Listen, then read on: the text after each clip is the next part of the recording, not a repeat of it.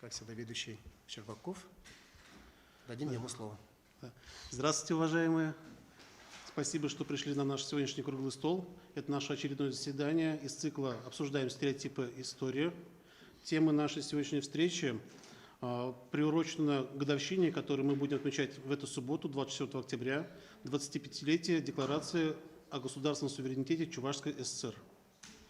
Событие интересное, необычное в истории чувашского народа. Нам сейчас, может быть, мы еще не так далеко от него отошли, кажется достаточно обычным, но по прошествии какого-то времени это мы будем уже смотреть на него другими глазами. А уж тем более смотреть на это событие, например, не таким уж давним временем, как 100 лет, тоже это очень значимое мероприятие. Поэтому тема сегодняшняя, хотелось бы поднять такую, как осмыслить это событие в исторической ретроспективе. То есть за буквально тысячелетнюю историю чувашского народа, какое место занимает вот это событие, декларация, в истории чувашского народа и национального движения вообще в целом. Что это было? Что за мероприятие? Что за событие? Накануне началась подготовка к брошюре, которую у нас готовит Национальный конгресс. И там указываются различные проекты декларации, то есть такая замечательная, интересная работа, которая показывает течение мысли, вообще как развивалась сама идея декларации, какие были проекты, предложения. И мне предложили подготовить для нее предисловие. То есть посмотреть на это событие в глобальном масштабе. Я это предисловие написал и хотел бы с вами сегодня его обсудить. Наша сегодняшняя встреча будет фактически состоять из двух частей. Вначале я сейчас зачитаю это предисловие со своими небольшими комментариями. Потом хотелось бы послушать ваше мнение, потому что здесь достаточно четкая авторская позиция, вызывает неоднозначные мнения. Такая позиция, у нас разные мнения по этому поводу есть. Но я думаю, что в любом случае такие вещи надо обсуждать, предлагать. Вообще нам нужно больше в чувашском вообще обществе вводить такой элемент дискуссионной культуры. К сожалению, у нас ее маловато. И это наше слабое место. У нас больше в таком митинговом стиле. Вот дискуссии, где обсуждаются разные точки зрения, хотелось бы, чтобы у нас это тоже было такое явление и входило в привычку.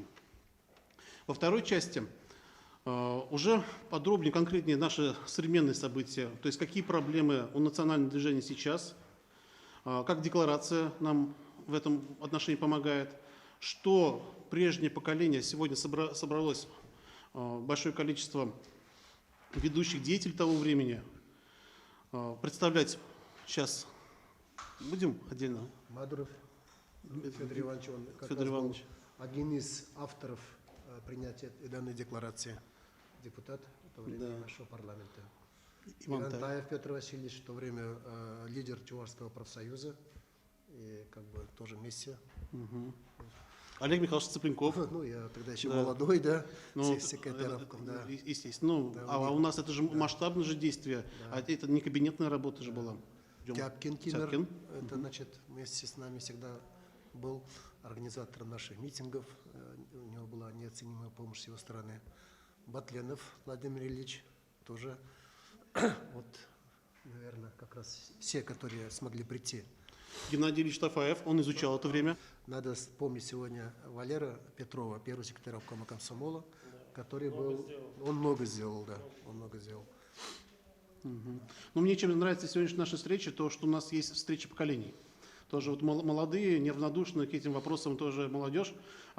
И я знаю большое количество людей, которые хотели прийти, по разным обстоятельствам не пришли. Я думаю, что потом на видео это у них вызывает этот интерес, они это смотрят, я знаю. И в чем ценность нашей встречи? Вот как раз бы хотелось бы увидеть, что вот как раз поколение уже наших, скажем так, вот отцов и для некоторых уже дедов, да, может передать для нового поколения. Как вот прежний пафос того времени может быть перейти в новое поколение. Потому что я достаточно, если меня уже знают, достаточно критичный человек. Пока я такой передачи особо не вижу. Пока вот надо найти где-то вот такие вот какие-то точки соприкосновения традиций, чтобы они происходили. достаточно разрозненно. У нас много проблем. И во второй части вот этого вопроса хотелось бы обсудить во второй части. То есть какая связь поколений, преемственности, брать хорошее, рациональное, здоровое, помогать ему дальше расти, негативные изживать. Итак, начинаем. Сейчас небольшая вступительная статья, которая, я думаю, задаст определенную тональность для нашей сегодняшней встречи. Я начинаю с вопросом, что такое нация и этнос? Какие социальные, политические, культурные, экономические институты они создают для того, чтобы наилучшим образом удовлетворять свои национальные интересы и реализовывать желаемые стратегические приоритеты? Как они выстраивают взаимоотношения с другими нациями, проживающими вместе с ними, соседями и всего мира в целом? Сейчас, потому что у нас время такое, что мы можем напрямую общаться с миром. Да, это раньше нужно было, там, телега шла годами. История человечества богата разнообразными ответами на данные вопросы. Сам факт того, что какой-либо этнос достиг начала 21 века своих национально-политических форм, говорит о том, что у него есть свой ответ, своя формула успеха. В древности одни народы, чувствуя за собой физическую и интеллектуальную силу, предпочитали подчинять соседние, в итоге создавая политическую систему, основанную на чувстве превосходства одной нации над остальными. Другие народы, сопротивляясь этому давлению, распадались, становились частью более сильной, и тем самым некогда былые славные нации навсегда уходили с международной арены. Либо, напротив, укреплялись и отстаивали свою независимость, становясь достойным конкурентом, оттачивая свою самостоятельность и умение вести равноправный международный диалог. Ну, таких примеров у нас очень много, которые защищались, они отстаивали свою независимость, другие, которые подавляли.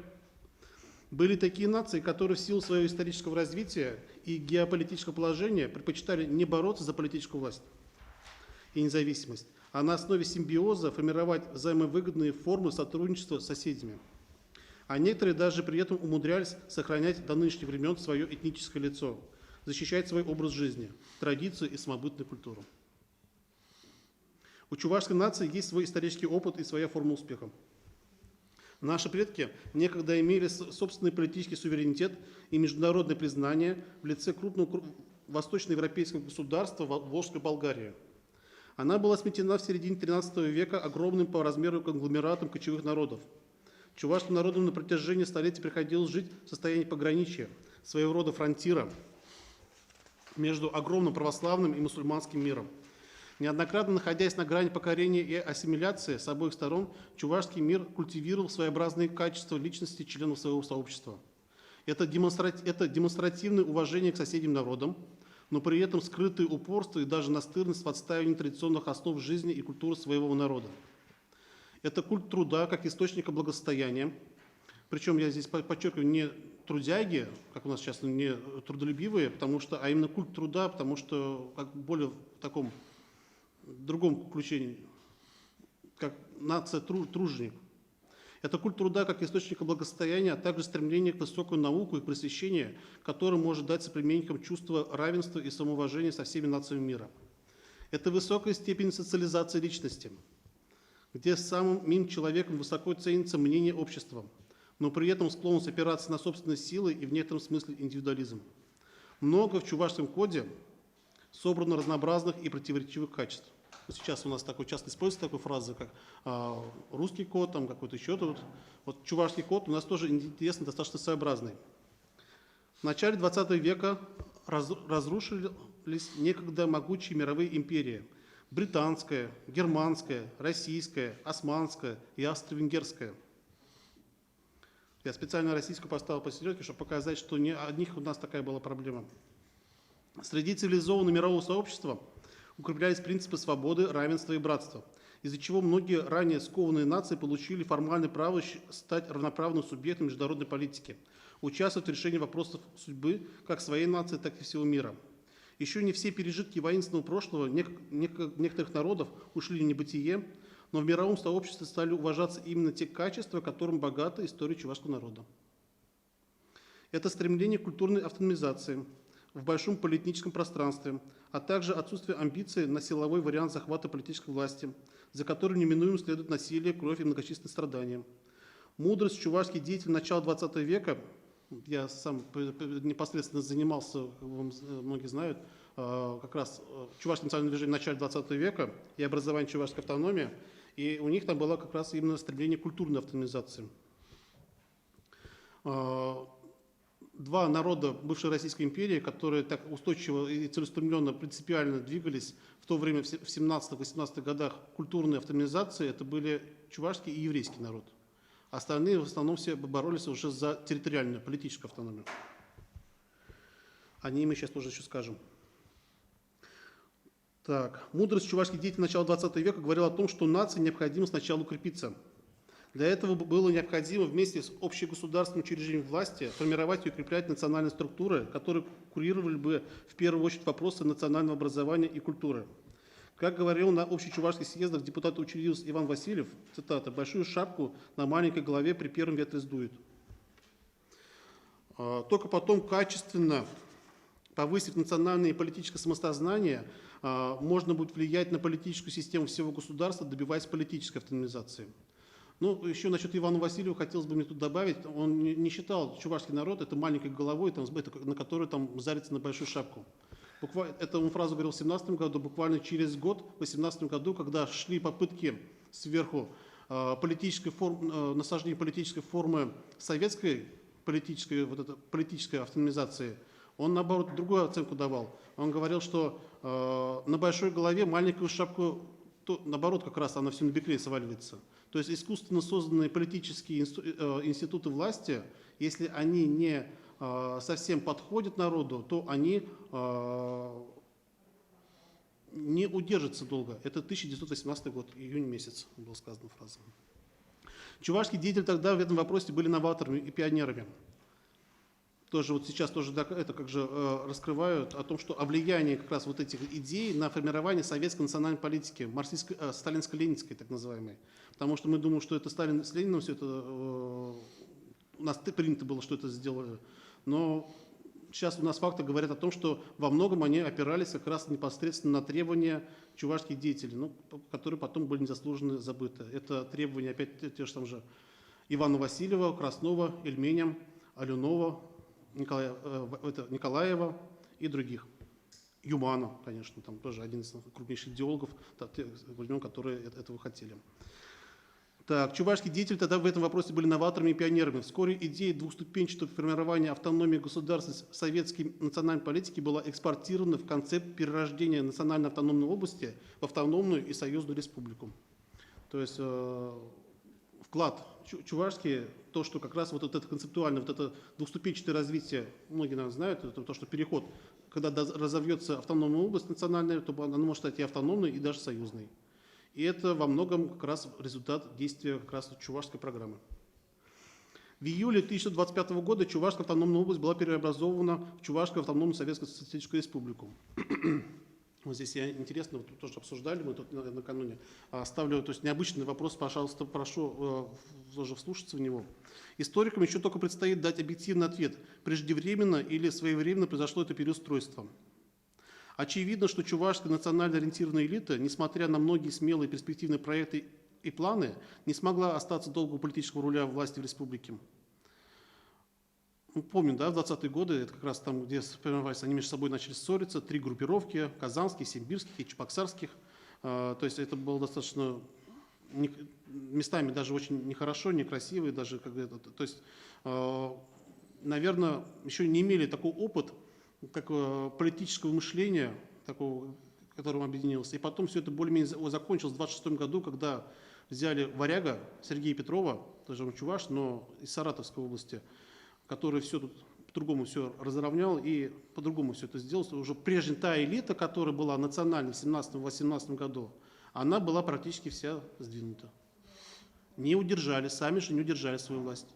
Хоть и умные, образованные, но возможно, что вот эта форма республики тогда была еще не подходящей. Тогда еще, подчеркиваю. Хотя, может быть, она и не была виновата в этом. Они стали жертвами внешних обстоятельств, связанных с процессами укрепления советской государственности, которые вызывали цепь репрессий в отношении руководителей всех республик регионов страны. Фактически за все годы советской власти, то есть с 17 по 91 год, чувашская идея находилась на уровне автономной области, что давало возможность сформировать довольно развитый слой национально мыслящей чувашской интеллигенции, которая после окончания советского диктата и вывела Чуваш на новый уровень. Вот сейчас мы подходим к декларации, вот здесь вот такая мысль такая, что когда вот эту прежнюю элиту, многие начинания были свернуты, и 30-е, 40-е, 50-е, 60-е годы, 70-е, фактически тут тоже анаполитической власти чувашской как таковой не было. Но за это время как раз вот на основе, как бы уже на основе культурной автономизации сформировалась вот эта чувашская интеллигенция, которая в 90-м году смогла уже родить что-то глобальное. Уважение к суверенным правам всех народов России и ответственность за судьбу чувашской нации стали одними из краеугольных камней Декларации о государственном суверенитете Чувашской ССР. Нам чужого не надо, но и свое отстоим. Таков принцип чувашской государственности. Для чувашского общества это не просто красивые и благие слова, а отражение основ мировоззренческой матрицы древнего самобытного этноса и нации. Сейчас это кажется обычными и обыденными словами. Мы думаем, что все так живут. Но на самом деле немного народов в мире, кто имеет такой многовековой исторический опыт. Говоря о демократии и гуманизме, некоторые нации при этом имеют историю с проявлением насилия и дискриминационной политики в отношении других народов. Как, к примеру, американцев в отношении коренного населения США индейцев, или англичане и французы в колониях по всему миру, а немцы в отношении к негерманскому населению во времена правления фашистов. Долго сомневался, оставить эти фразы или нет, но думаю, что все-таки они нужны, потому что кто же их скажет? Они сами так никогда не скажут. Нам нужно все-таки вот эту разницу увидеть. Миролюбивые слова о равноправии, мировой гармонии нации в их устах звучат натянуто и малоубедительно. Российская цивилизация испокон веков стремилась к идеалам всеобщей социальной справедливости. Вот такая вот, не говорим, мы не склонны идеализировать российское государство, но тем не менее вот этот вектор устремленности, нахождение формулы всеобщей справедливости социальной, в первую очередь социальной, она все-таки для российской цивилизации характерна. Но под российской цивилизацией мы понимаем не только русских, но и все народы, которые проживают на ее территории. В ней особо выделяется Поволжско-Уральский регион, богатый примерами многовекового мирного сожительства различных народов и конфессий, взаимное уважение и сохранение своих этнических особенностей. Чувашский вклад в формирование таких устоев значителен, и думаю, что он мог бы дать современной общечеловеческой цивилизации что-то такое, что оберегало бы мир от насилия и обогатило бы ее философию народа-труженика с развитой морально-этической составляющей.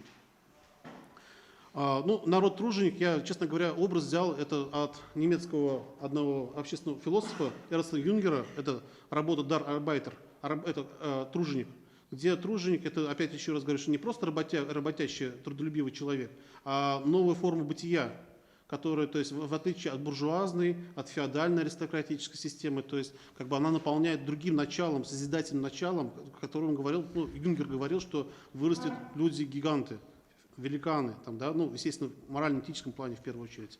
Вот немножко, конечно, здесь полностью мы не можем все это сравнивать, как же такие вот вещи, но, по крайней мере, думаю, что вот это сравнение, нам тоже надо бы посмотреть на это дело. Надо только эту философию народа-труженика, нам надо ее только сохранять, культивировать и по-современному транслировать в мировое сообщество, используя ее достижения. В нынешнее время перед чувашской нацией нового вызова история, связанная с процессом укрепления российской государственности. Декларацию, помним, да, как раз в 2001 году же отменили, как раз когда начались у нас проблемы, когда грозил распад страны. Там, в первую очередь, там Чечня, там, конечно, это было там тоже распад страны, и поэтому это, в принципе, достаточно, скажем так, закономерный итог. Вследствие этого происходит качественное структурное изменение политической системы Чувашской республики. То есть у нас сейчас она до сих пор меняется на наших глазах по сравнению с тем, что было в 90-е годы. И перед национальными организациями встают новые вопросы. Необходимо в очередной раз укреплять собственные национальные институты культурными, творческими и образовательными проектами. Сопряженной задачей является формирование объективного и достойного научного взгляда на историю и культуру чувашского народа и ее место в российском мировом пространстве с учетом реалий 21 века. Я как историк на это хотел бы очень сильно подчеркнуть, потому что, к сожалению, мы живем еще понятиями еще 19 века во многом. Ивана Яковлева, Победоносцева, сейчас книгу читаю про Победоносцева, там прям отражение характера обер-прокурора с его путем малых дел, скептицизм и превращение народной крови в канцелярские чернила, это, к сожалению, это про нас сейчас. То есть сейчас вообще реалия, в советское время была другая формула, работала, там как раз там в основном использовали про темных и забитых, которые вот советская власть должна в 4 раза больше финансов выделять, чем другим регионам страны, для того, чтобы их культурное доразвитие, и как у нас вот Коричев в 25 году писал, что не будет у нас коммунизма, социализма в нашей стране, пока чувашам экономически их не разовьют, их там как же, то есть гораздо больше. Это была форма раньше, скажем так, вот, обоснования необходимости спонсирования чувашского вот этих культурных проектов в то время, но сейчас это не работает. Нам нужна другая уже формула. К сожалению, у нас вот до сих пор вот такая вот негативная манера говорить, принижать нашу нацию и выставлять как же чуваш хмах и все такое прочее. Мы и сами себя изживаем. Вообще это немножко надо вопрос такие изживать. Сейчас в 21 веке это уже никого не цепляет. Сейчас потому что информационно все насыщены, наполнены и нужны другие. Но в первую очередь, конечно, это развитие кинематографа. Потому что сейчас, конечно, решает, конечно, красивая картинка, это лаконичность, доступность, и чтобы можно было транслировать. Сейчас, к сожалению, там все хотят быть как короткими. Решив свои национально-культурные задачи, мы можем обогатить государственную структуру Чувашии идеями, способными привести народы России и мира в целом к гармонии, симфонии и реальному воплощению концепта единства многообразия и многообразия в единстве. Вот. Все, я закончил. Спасибо за внимание.